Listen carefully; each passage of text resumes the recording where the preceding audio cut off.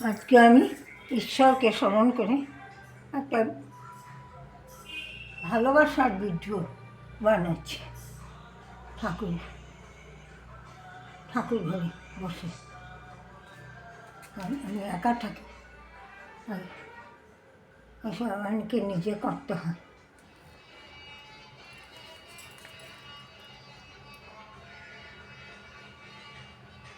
ঈশ্বরের উপরে ভরসা করে ঈশ্বরকে গোপালের বিছানা, ঈশ্বরের ভরসা করে ঈশ্বরকে স্মরণ করে আজকে ভিডিওটা বানাচ্ছি। ভিডিওটা হচ্ছে ভালোবাসা, ঠাকুরের ভালোবাসা, মানুষের ভালোবাসা, ন্যায়ের ভালোবাসা। এই ভালোবাসাই হচ্ছে সব। কে কাকে কী কারণে ভালোবাসা, ভালোবাসার অর্থ কী, ভালোবাসার মিনিং কী? ভালোবাসায় মানুষকে ন্যায়পথে নিতে পারে, আর ভালোবাসায় মানুষকে অধঃপতনে নিতে পারে। তাই ভালোবাসাকে উপলব্ধি করে ঈশ্বরকে স্মরণ করে এই আমার শিবের মূর্তি, শিবের সমস্ত সরঞ্জাম, যা যা শিবের পছন্দ, তাই প্রত্যেকটা জিনিস সব খুলে খুলে দেখাতে পারে।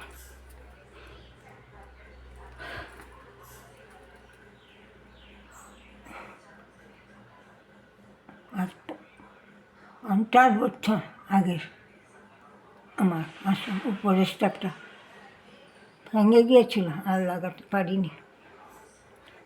আজকে ঠাকুরের খাওয়া হচ্ছে।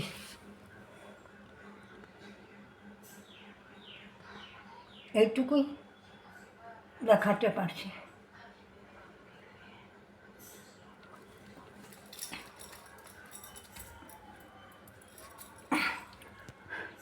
ঠাকুরের প্রতি ভালোবাসা, মানুষের প্রতি ভালোবাসা, ভাগবতের প্রতি ভালোবাসা, ন্যায়ের প্রতি ভালোবাসা, এই ভালোবাসাই সব। ভালোবাসাই মানুষকে ন্যায়ের পথে নিতে পারে, ভালোবাসাই মানুষকে অধঃপতনে নিতে পারে। এই ভালোবাসাকে উপলব্ধি করেই আজকে আমি ভিডিওটা বানাচ্ছি। এই যে আমার বাড়ির কাঁঠাল দেখুন,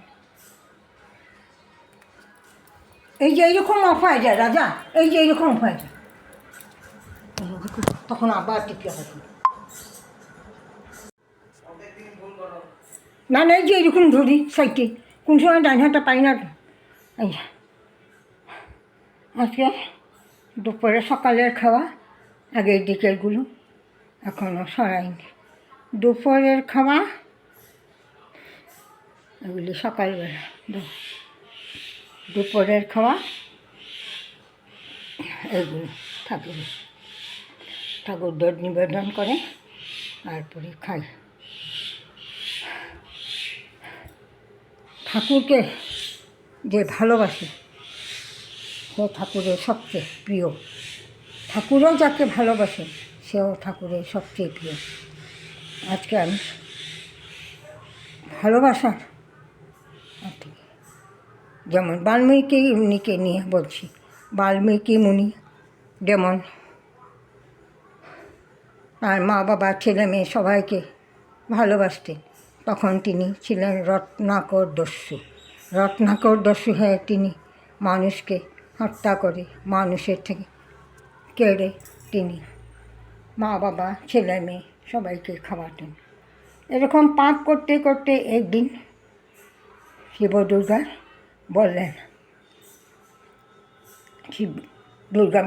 যে শিবকে বললেন ওটা পাপ করতে করতে অন্তিম সীমায় চলে যাচ্ছে, তাই তাদের পাপটাকে কীরকম মোচন করতে পারে। তখন শিবদুর্গা একদিন নিজেই গেলেন, গিয়ে রত্নাকর দস্যুকে বললেন, তুমি যে এই পাপ কাজ করছো, এই পাপের অর্থে তোমার কী লাভ হচ্ছে, তুমি তো পাপের দিকে যাচ্ছ। তখন এই ওনাদেরকে শিবদুর্গাকে তো চিনে পরিচয় পায়নি, তাই ওনাদেরকে ধরে ওনাকে অত্যাচার করতে যায়, তখন তিনি বললেন, তুমি আমার কথা একটা শোনো, তুমি যে পাপ করছো, বলে আমি না আমার ছেলে মেয়ে মা বাবাকে খাওয়াবার জন্য পাপের পথে এরকম করে আমি তাদের পেট পোষণ করি। তখন শিব দুর্গা বললেন, তুমি একে একে মা বাবা স্ত্রী পুত্র সবাইকে জিজ্ঞেস করো গিয়ে যে তোমার পাপের ভাগিদার কেউ হবে নাকি। তখন দস্যু বললেন, আমি তোমাদেরকে ছেড়ে চলে যাব আর তোমরা সরে লুকিয়ে চলে যাবে, এটা হবে না। তখন শিব দুর্গা বললেন, তুমি এক কাজ করো, আমাদেরকে বেঁধে রেখে দাও, গাছের সঙ্গে বেঁধে রেখে যাও, হাত পা বেঁধে রেখে যাও, তুমি জিজ্ঞেস করো। এই যে আবার অফ হয়ে গেছে। তখন শিব দুর্গা বললেন,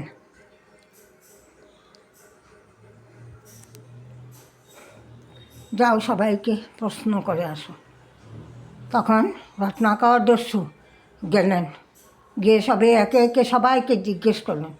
সবাই বললেন, তুমি আমাদেরকে খাওয়াচ্ছ, তুমি কী করে আনো কী করে না আনো তা আমি বুঝি না, জানি না। তখন সবাই ওনার দিকে মুখ ঘুরিয়ে দেয়।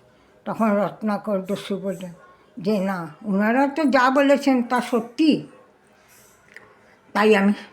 তাই উনি রত্নাকর দস্যু চলে গিয়ে শিব দুর্গায় পায়ে পড়লেন। তখন শিব দুর্গা আসল মূর্তিতে আসলেন আর বললেন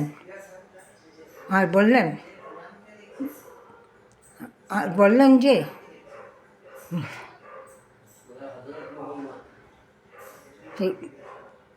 শিব দুর্গা বললেন যে এখন তো তোমার বিশ্বাস হয়েছে, তাই তুমি পাপের পথ ছেড়ে পুণ্যের পথে চলো, পুণ্যের পথে আগিয়ে চলো, পুণ্য করতে চলো।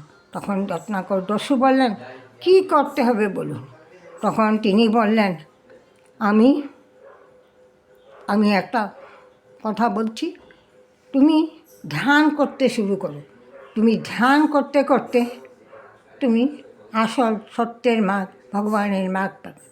তখন রত্নাকর দস্যু একটা গাছের নিচে বসে তিনি দিন রাত্রে ধ্যানে মগ্ন হয়, এমন মগ্ন হন যে হাওয়া পর্যন্ত পান করে তিনি দিনের পর দিন চলেন। তখন তাকে সমস্ত পোকায় সমস্ত শরীর ঢেকে দিই, কিন্তু রত্নাকর ধ্যানে মগ্ন। তখন শিব দুর্গা বললেন, তার এখন পাপের ঘোড়া পূর্ণ হয়ে গেছে, তাকে ছেড়ে দিতে হয়।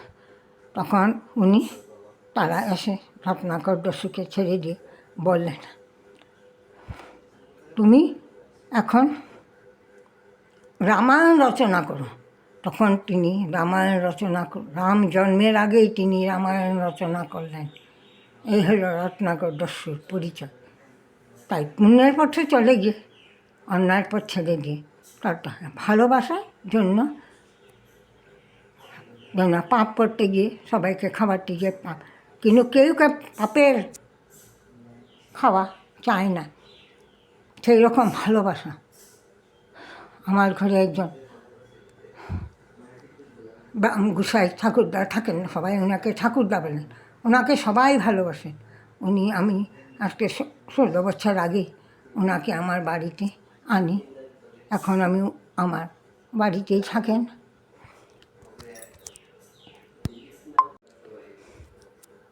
তারপর রত্নাকর দস্যু গেলেন।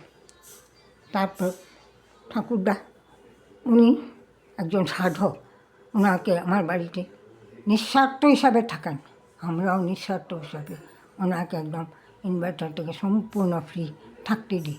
ঠাকুর ঘর বানিয়ে দিয়েছি, রান্নাঘর বানিয়ে দিয়েছি, ছোটো ছেলে বেডরুম আছে, সামনে একটা বড় পাকা উঠানও আছে, তিনি থাকেন। তাকে সবাই ভালোবাসে, সবাই, তিনি আমার বাড়িতে নিঃস্বার্থ হিসাবে।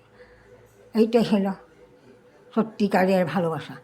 ভালোবাসা ছেলেমেয়ের ভালোবাসা, ছেলেমেয়ে সবেতে মা বাবা যখন শিশুর জন্ম হয় তখন ছেলেমেয়েকে প্রাণ দিয়ে ভালোবাসে, ভালোবাসে, তখন ছেলে মেয়ে বুঝে না কে মা কে তখন রত্নাকর দস্যু ভুল বলে ফেলেছি। তখন মা বাবাকে তারা আঁকড়ে ধরে চলে, প্রাণপণ দিয়ে ছেলে মেয়েকে যত্ন করে বড় করেন। কিন্তু ছেলে মেয়ে যখন অল্প নিঃস্বার্থ হিসাবে যখন অল্প বড় হয়, তখন রত্নাকর দস্যু আবার ভুল করে ফেলেছে। তখন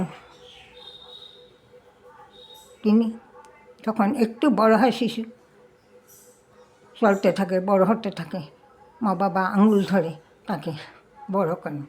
তারপর আস্তে আস্তে যখন একটু বড় হয়, তখন তাদের অল্প অল্প স্বার্থ জিনিস আসে, মা বাবাকে আবদার করে, তখন মা বাবা তাদের আবদার মানতে হয়।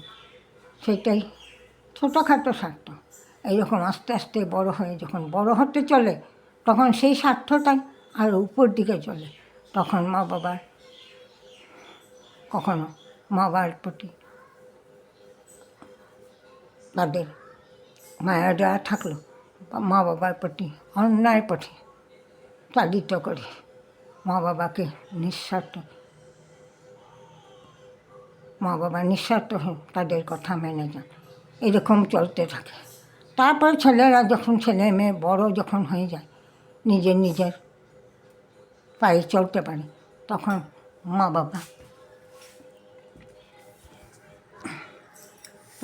বাবাকে তারা ভুলে যায় যে মা বাবা যে নিঃস্বার্থ হিসেবে করছে। তখন ছেলেমেয়েরা যেই ভালোবাসা চলে, এই ভালোবাসা হচ্ছে বাজারে বিকা কিনার ভালোবাসা। তখন তারা নিজের পায়ে পয়সা কামায়, নিজের হাতে বাইরে মা বাবাকে লুকিয়ে হোটেল,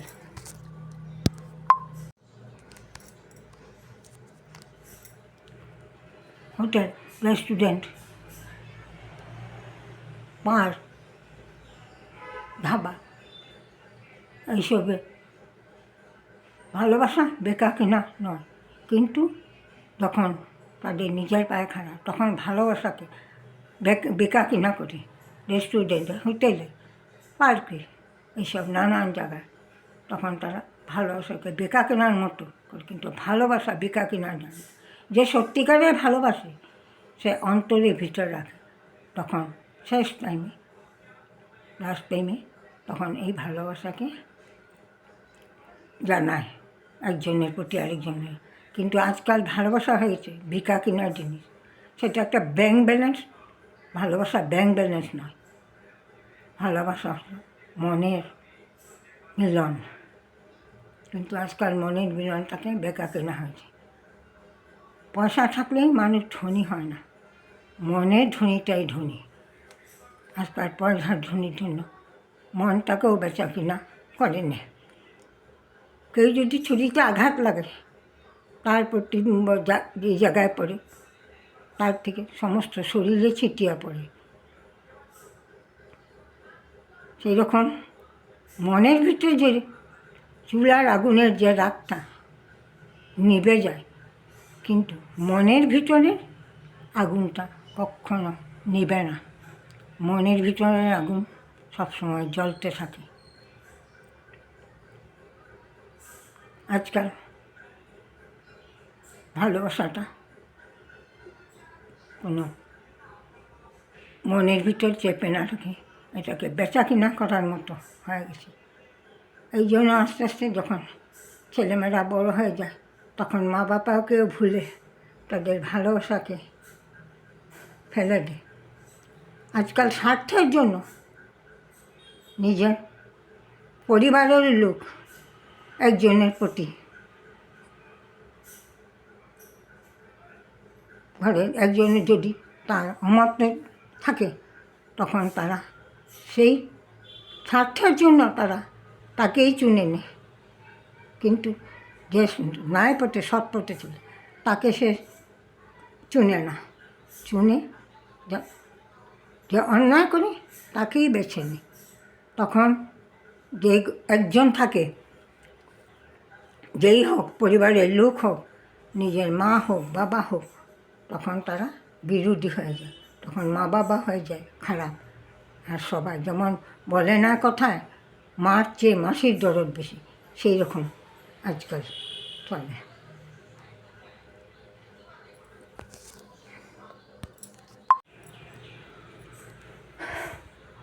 এই জন্য বলছি, ভালো কিছুকে কখনো বেচা কিনা করবেন না। ভালোবাসাটা মনের ভিতরে রাখতে হয়, প্রকাশ্যে করার সময় আসলে প্রকাশ করতে হয়। আরেকটা কথা বলছি, আমার ঘরে যে ঠাকুরদা থাকেন, উনি সবার ভালো করেন। আপনাদের কারো যদি প্রয়োজন হয়, আপনারা এই মোবাইল নম্বর নোট করে আপনারা ওনার সঙ্গে যোগাযোগ করে কোনো যদি আপনাদের ভালো কাজ করতে হয়, কারো ক্ষতি না করতে হয়, ভালো করতে হয়, কারো ওষুধ পিছু বেদ বৈদ্য তাবিজ কবর, সেটা এই মোবাইলের মাধ্যমে পেয়ে যাবেন।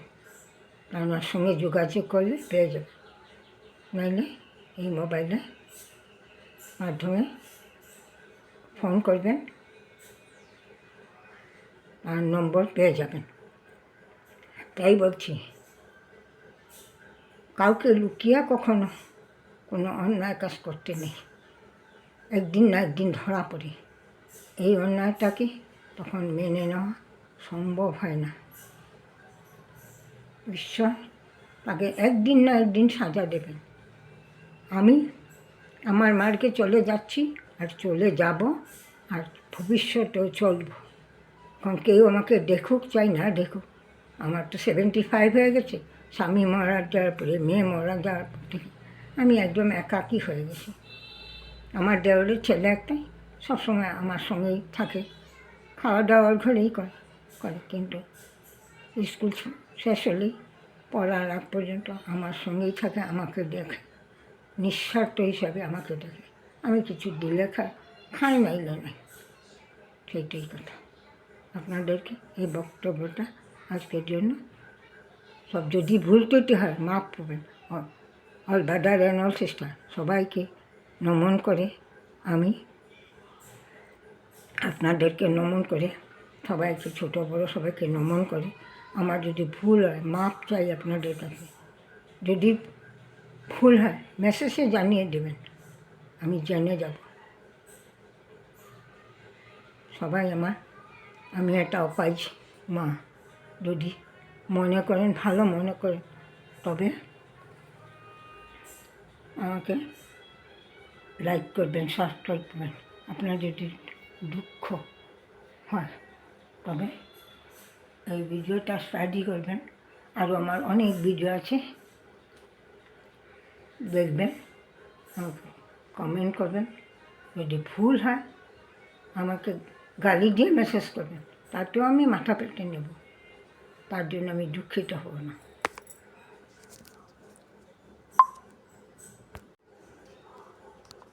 আমি নিজে করি, সেই জন্য আমার ফেসটা দেখতে পারবেন না। এই যে আজকে দেখুন আমার ফেস, আমি ঘরে কাজের মধ্যে এই ভিডিওটা করলাম। Thank you, bye bye, all the best. মনে রাখবেন, সত্যের সবসময় জয় হয়, অসত্যের উপর জয়। সত্যিকারের ভগবান যদি থাকেন, তাকে একদিন না একদিন সাজা পেতেই হবে। সেই মার্গে চলে যাবেন, যাতে অন্যায় পথে ছেলেমেয়েরাও শিক্ষা দেবেন, ছেলেমেয়েরাও যাতে অন্যায় পথে চলে না। আপনাদের ছেলেমেয়েদের শিক্ষা দিয়ে না তুলে ভবিষ্যতে আপনারা মনের কষ্টে হাজার খাওয়া ধন বাড়ির ধন দৌলত থাকলেও আপনারা মনের ভিখারি হয়ে থাকবেন। ধন দৌলত থাকলেও মনে যদি শান্তি না থাকে, সেও একটা ভিখারি। যার যতই ধন সম্পত্তি থাকুক না কেন, কেউ যদি একটু এক মুঠি অন্ন তুলে দেয়, সে হইল সবচেয়ে বড় ধনী। গরিব হোক ধনী হোক, তার থেকে বড় ধনী নেই। গরিবের মুখে অন্ন তুলে দেওয়াটাই সবচেয়ে বড় কথা। তখন ভগবান আশীর্বাদ দেন। ভগবান, আমার ঘরে একজন দর্জি ছিল, সে বলতো আপনার ঘরে সবসময় লোক আসে, অতিথি নারায়ণ সেবা। এখনও আমি এইটাই জানি, অতিথি নারায়ণ সেবা। অতিথি ভব। ঈশ্বরকে নমস্কার করে যাচ্ছি।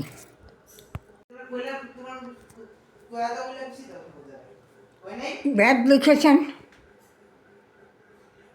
বেদ লিখেছেন গণেশের, রামায়ণ লিখেছেন বাল্মীকি মুনি, কোরআনকে লিখেছেন আমি জানি না, পান পাতায় ঈশ্বরের ভগবান আর আল্লাহ মিলে এটা লিখেছেন, কিন্তু নাম আমি বলতে পারছি না, তার জন্য ক্ষমা করবেন। Thank you, bye by.